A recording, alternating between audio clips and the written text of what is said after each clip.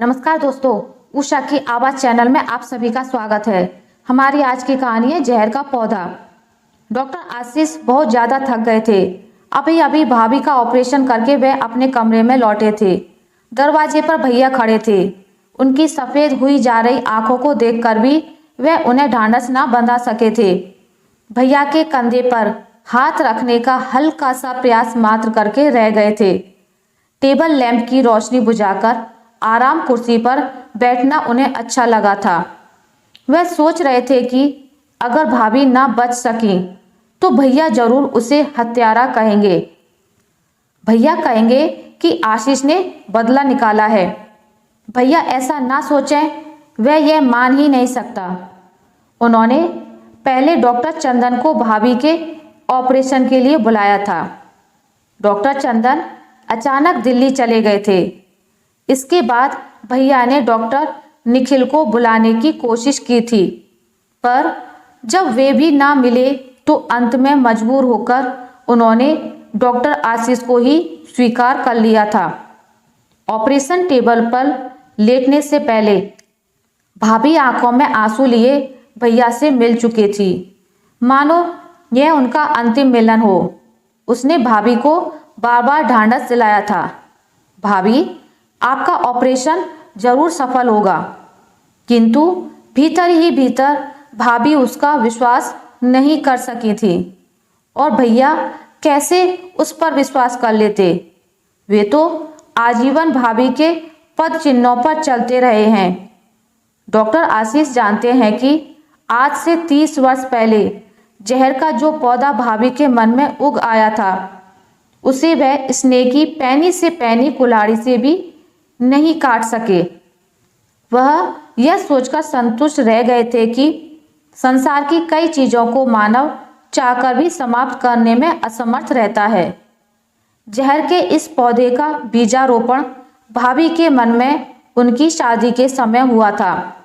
तब आशीष 10 वर्ष का था। भैया की बारात बड़ी धूमधाम से नरसिंहपुर गई थी। उसे दूल्हा बने भैया के साथ घोड़े पर बैठने में बड़ा आनंद आ रहा था। आने वाली भाभी के प्रति सोच सोचकर उसका बालक मन हवा से बातें कर रहा था। माँ कहा करती थी, आशीष तेरी भाभी आ जाएगी तो तू गुड़िया का मुकाबला करने के काबिल हो जाएगा। यदि गुड़िया तुझे अंग्रेजी में चिढ़ाएगी तो तू भी भाभी से सारे अर्थ समझकर उसे जवाब दे देना। वह सोच रहा था, भाभी यदि उसका पक्ष लेंगी तो बेचारी गुड़िया अकेली पड़ जाएगी। उसके बाद मन को बेचारी गुड़िया पर रह रहकर तरस आ रहा था। भैया का ब्याह देखने के लिए वह रात भर जागा था और घूंघट ओढ़े भाभी को लगातार देखता रहा था। सुबह बारात के लौटने की तैयारी होने लगी थी। विवाह के अवसर पर नरसिंहपुर के लोगों ने सप्रेम भेंट के नाम पर वर वधू को बर्तन, रुपए और अन्य किस्मों की भेंटें दी थी। बर्तन और अन्य उपहार तो भाभी के पिताजी ने दे दिए थे, किंतु रुपयों के मामले में वे अड़ गए थे। इस बात को आशीष के पिता ने भी तूल दे दिया था। भाभी के पिता का कहना था कि वे रुपए लड़की के पिता के होते हैं, जबकि आशीष के पिता कह रहे थे कि यह भी लोगों द्वारा वर वधू को दिया गया एक उपहार है, तो लड़की के पिता को इस पर अपनी निगाह नहीं रखनी चाहिए। बात बढ़ गई थी और मामला सार्वजनिक हो गया था। तुरंत ही पंचायत बैठाई गई। पंचायत में फैसला हुआ कि ये रुपए वर वधू के खाते में ही जाएंगे। इस फैसले से भाभी के पिता मन ही मन सुलग उठे। उस समय तो वे मौन रहे, किंतु बाद में इसका बदला निकालने का उन्होंने प्रण कर लिया। उनकी बेटी ससुराल से पहली बार 4 दिनों के लिए मायके आई तो उन्होंने बेटी के सामने रोते हुए कहा था, बेटा तेरे ससुर ने जिस दिन से मेरा अपमान किया है, मैं मन ही मन राख हुआ जा रहा हूं। भाभी ने पिता को सांत्वना देते हुए कहा था, पिताजी आप रोना धोना छोड़िए, मैं प्रण करती हूँ कि आपके अपमान का बदला ऐसे लूंगी कि ससुर साहब का घर उजड़कर धूल में मिल जाएगा। ससुर जी को मैं बड़ी कठोर सजा दूंगी। इसके पश्चात भाभी ने ससुराल आते ही किसी उपन्यास की खलनायिका की तरह शतरंज की बिसात बिछा दी। चालें चलने वाली वे अकेली थीं। सबसे पहले उन्होंने राजा को अपने वश में किया। भैया के प्रति असाधारण प्रेम की जो गंगा उन्होंने बहाई तो भैया उसी को वैतरणी समझने लगे। भैया ने पारिवारिक कर्तव्यों की उपेक्षा सी कर दी।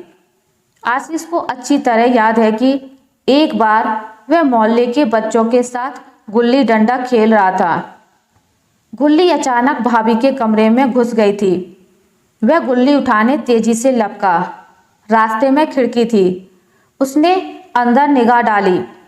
भाभी एक चाबी से माथे पर घाव कर रही थी। जब वह दरवाजे से होकर अंदर गया तो भाभी सिर दबाए बैठी थी। उसने बड़ी कोमलता से पूछा, क्या हुआ भाभी? तब वे मुस्कुराकर बोली, कुछ नहीं। वह गुल्ली उठाकर वापस चला गया था।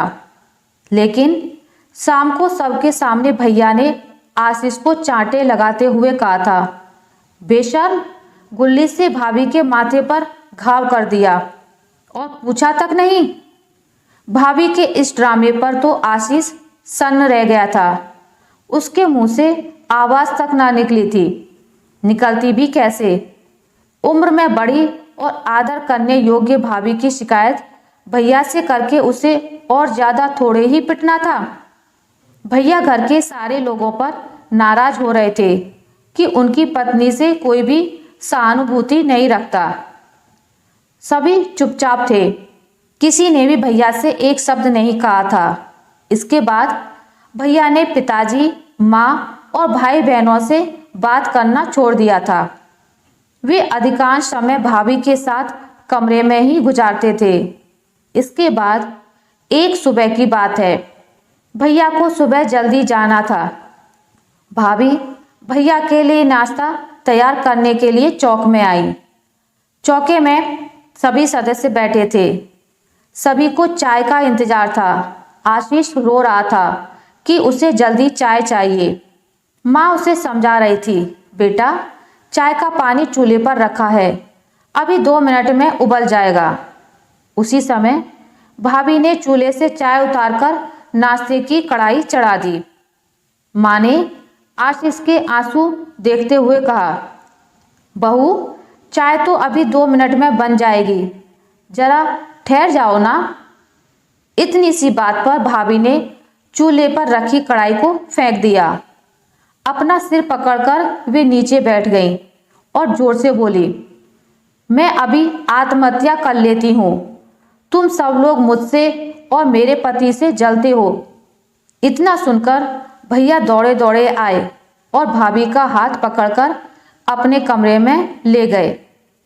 वे भी चीखने लगे, मीता, तुम इन जंगलियों के बीच में ना बैठा करो, खाना अपने कमरे में ही बनेगा। ये अनपढ़ लोग तुम्हारी कद्र करना क्या जाने। भैया के आग्रह पर 4-5 दिनों बाद ही घर के बीच में दीवार उठा दी गई। सारा सामान आधा आधा बांट लिया गया। इस बंटवारे से पिताजी को बहुत बड़ा धक्का लगा था। वे बीमार रहने लगे थे। उन्होंने नौकरी से त्याग पत्र लिख दिया था। भैया केंद्र सरकार की ऊंची नौकरी में थे। अच्छा खासा वेतन उन्हें मिलता था। आशीष को याद नहीं है कि विवाह के बाद भैया ने 1 रुपया भी पिताजी की हथेली पर रखा हो। पिताजी को इस बात की चिंता भी नहीं थी। पुरानी संपत्ति काफी थी, घर चल जाता था। एक दिन भाभी के गांव से कुछ लोग आए। गर्मी के दिन थे। आशीष और घर के सभी लोग बाहर आंगन में सो रहे थे। अचानक माँ आग आग चिल्लाई। सभी लोग शोर से जाग गए। देखा तो घर जल रहा था। पड़ोसियों ने पानी डाला। दमकल विभाग की गाड़ियां आई। किसी तरह आग पर काबू पाया गया। घर का सारा कीमती सामान जलकर राख हो गया था। घर के नाम पर अब खंडर बचा था। भैया के हिस्से वाले घर को अधिक क्षति नहीं पहुंची थी। पिताजी ने कमचियों की दीवार लगाकर किसी तरह घर को ठीक किया था। माँ रोती रही। माँ का विश्वास था कि यह करतूत भाभी के गांव से आए लोगों की थी। पिताजी ने माँ को उस वक्त खामोश कर दिया था। बिना सबूत के इस तरह की बातें करना अच्छा नहीं होता। साहूकारी में लगा रुपया किसी तरह एकत्र करके पिताजी ने आशीष की दोनों बहनों का विवाह निपटाया था।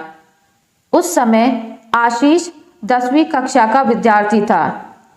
माँ को गठिया वाय हो गया था। वे बिस्तर से चिपक गई थी। पिताजी माँ की सेवा करते रहे, मगर सेवा कहाँ तक करते। दवा के लिए तो पैसे थे ही नहीं।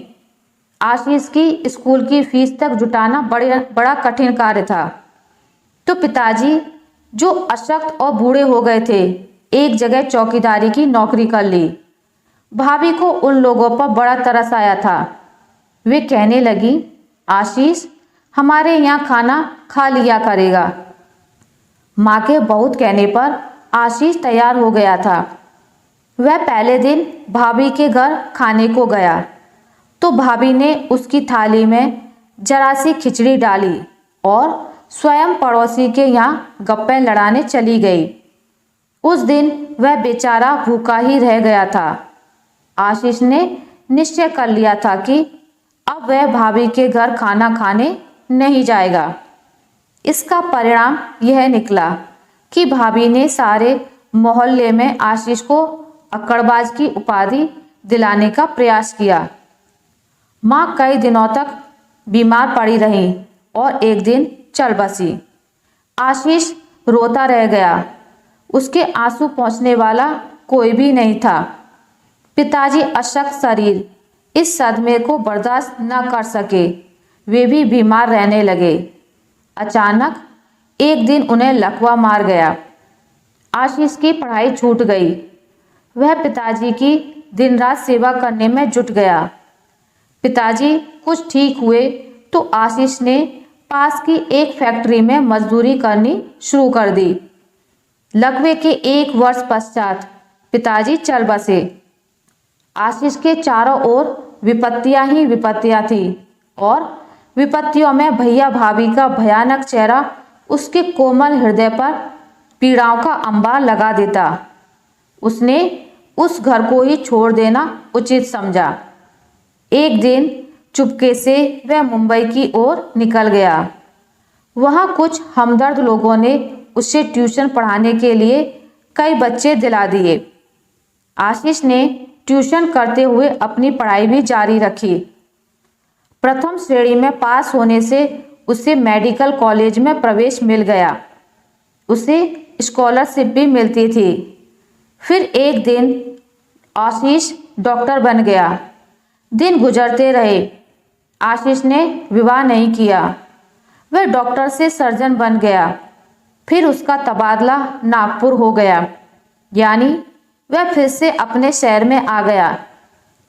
आशीष ने भैया व भाभी से फिर से संबंध जोड़ने के प्रयास किए थे, किंतु वह असफल रहा था। भाभी घायल नागिन की तरह उससे अभी भी चिड़ी हुई थी। उन्हें दुख था तो यह कि उन्होंने जिस परिवार को उजाड़ने का प्रण लिया था, उसी परिवार का एक सदस्य पनपने लगा था। आशीष को भाभी के इस प्रण की भनक लग गई थी, किंतु इससे उसे कोई दुख नहीं हुआ। उसने सोच रखा था कि भाभी के मन में उगे जहर के पौधे को वह एक दिन जरूर धराशायी कर देगा। आशीष को संयोग से मौका मिल भी गया था। भाभी के पेट में एक बड़ा फोड़ा हो गया था। उस फोड़े को समाप्त करने के लिए ऑपरेशन जरूरी था। यह संयोग की ही बात थी कि वह ऑपरेशन आशीष को ही करना पड़ा। वह जानता था कि यदि ऑपरेशन असफल रहा तो भैया जरूर उस पर हत्या का आरोप लगा देंगे। वह अपने कमरे में बैठा इसी बात को बार बार सोच रहा था। उसी वक्त आशीष के सहायक डॉक्टर राघव ने कमरे में प्रवेश किया। हेलो सर, मीता जी अब खतरे से बाहर हैं, राघव ने टेबल लैंप की रोशनी करते हुए कहा। थैंक यू डॉक्टर, आपने बहुत अच्छी खबर सुनाई, आशीष ने कहा। लेकिन आगे भी मरीज की देखभाल बहुत सावधानी से होनी चाहिए। ऐसा ही होगा सर, डॉक्टर राघव ने कहा। मीता जी के पास एक और नर्स की ड्यूटी लगा दी जाए, आशीष ने आदेश दिया। अच्छा सर, डॉक्टर राघव बोले। एक सप्ताह में आशीष की भाभी का स्वास्थ्य ठीक हो गया। हालांकि अभी ऑपरेशन के टांके कच्चे थे, लेकिन उनके शरीर में कुछ शक्ति आ गई थी। आशीष भाभी से मिलने के लिए रोज जाता था। वह उन्हें गुलाब का एक फूल रोज भेंट करता था। 1 महीने बाद भाभी को अस्पताल से छुट्टी दे दी गई। आशीष भैया भाभी को टैक्सी तक छोड़ने गया। सारी राह भैया अस्पताल की चर्चा करते रहे। भाभी कुछ शर्माई सी चुप चुप रही। आशीष ने कहा, भाभी जी मेरी फीस नहीं दोगी? क्या दूं तुम्हें? भाभी के मुंह से निकल पड़ा। सिर्फ गुलाब का एक फूल, आशीष ने मुस्कुराते हुए कहा। घर पहुंचने के कुछ दिनों बाद ही भाभी के स्वस्थ हो जाने की खुशी में मोहल्ले भर के लोगों को भोज दिया गया। भाभी सबसे कह रही थी, मैं बच ही गई, वरना इस खतरनाक रोग से बचने की उम्मीद कम ही होती है। लेकिन भाभी का मन लगातार कह रहा था, आशीष ने अस्पताल में मेरे लिए कितना बढ़िया इंतजाम कराया। मैंने उसे बर्बाद करने में कोई कसर नहीं छोड़ी, किंतु उसने मेरा ऑपरेशन कितने अच्छे ढंग से किया। भाभी बार बार आशीष को बुलाने का प्रयास करती, किंतु उसकी भोली सूरत और मुस्कुराता चेहरा सामने आ जाता। वे सोचती, आखिर बेचारे ने मांगा भी क्या, सिर्फ एक गुलाब का फूल। आखिर भाभी से रहा नहीं गया। उन्होंने अपने बाग में से ढेर सारे गुलाब के फूल तोड़े और अपने पति के पास गईं। जरा सुनिए, आज के भोज में सारे मोहल्ले के लोग शामिल हैं। यदि आशीष को भी अस्पताल से बुला लें तो कैसा रहेगा, वरना लोग बाद में क्या कहेंगे। हाँ, कहती तो सही हो, भैया बोले। अभी बुलवा लेता हूँ उसे। एक आदमी दौड़ा दौड़ा आशीष को बुलाने के लिए अस्पताल गया, लेकिन आशीष नहीं आ सका। वह किसी दूसरे मरीज का जीवन बचाने में पिछली रात से ही उलझा हुआ था। आशीष ने संदेश भेज दिया कि वह 1 घंटे बाद आ जाएगा, किंतु मरीज की दशा में सुधार न हो पाने के कारण आशीष अपने वादे के मुताबिक भोज में नहीं पहुंच सका। भाभी द्वारा तोड़े गए गुलाब जब मुरझाने लगे तो भाभी ने खुद अस्पताल जाने का निश्चय कर लिया। भोज में पधारे सारे मेहमान रवाना हो गए। तब भाभी ने आशीष के लिए टिफिन तैयार किया और गुलाब का फूल लेकर भैया के साथ अस्पताल की ओर रवाना हो गईं। अस्पताल पहुंचने पर पता चला कि आशीष एक वार्ड में पलंग पर आराम कर रहा है। उसने मरीज को अपना स्वयं का खून दिया था, क्योंकि तुरंत कोई व्यवस्था नहीं हो पाई थी और मरीज की जान बचाना अति आवश्यक था। भाभी को जब यह जानकारी मिली कि आशीष ने एक गरीब रोगी को अपना खून दिया है, तो उसके मन में अचानक ही आशीष के लिए बहुत प्यार उमड़ आया। भाभी के मन में वर्षों से नफरत की जो ऊंची दीवार अपना सिर उठाए खड़ी थी, एक झटके में ही भर भरा कर गिर पड़ी। उनके मुंह से निकल पड़ा, आशीष वास्तव में एक सच्चा इंसान है। भाभी के मुंह से निकली इस हल्की सी प्रेम वाणी को आशीष सुन नहीं सका। आशीष ने तो यही सुना। भाभी कह रही थी, आशीष, तुम्हारी भाभी ने तुम्हारे लिए कुछ भी अच्छा नहीं किया, लेकिन आश्चर्य है तुम इसके बाद भी भाभी की इज्जत करते हो। हाँ भाभी, परिवार रूपी मकान का निर्माण करने के लिए प्यार की एक एक ईंट को बड़ी मजबूती से जोड़ना पड़ता है। डॉक्टर होने के कारण मुझे पूरा विश्वास है कि मेरी भाभी के मन में कहीं ना कहीं स्नेह का स्रोत छिपा है। मुझे माफ कर दो आशीष, कहते हुए भावावेश में भाभी ने आशीष का हाथ पकड़ लिया। उनकी आंखों में आंसू छलक आए। वे बोली, मैंने तुम्हारा बहुत बुरा किया है आशीष, मेरे कारण ही तुम्हें घर छोड़ना पड़ा। अगर घर ना छोड़ता तो कुछ कर गुजरने की ललक भी ना होती। मैं यहाँ का प्रसिद्ध डॉक्टर आपके कारण ही तो बना हूँ। कहते हुए आशीष ने अपने रुमाल से भाभी के आंसू पोंछ दिए। तेवर भाभी का यह अपनापन देखकर भैया की आंखें भी खुशी से गीली हो उठी। आशा करती हूँ आपको मेरी आज की कहानी अच्छी लगी होगी। अगर आपको मेरी ये कहानी अच्छी लगी है तो इसे लाइक करें, ज़्यादा से ज़्यादा शेयर करें, और अगर आप मेरे चैनल पर नए हैं तो इसे सब्सक्राइब करना ना भूलें। मिलते हैं एक नई कहानी के साथ, तब तक के लिए नमस्कार।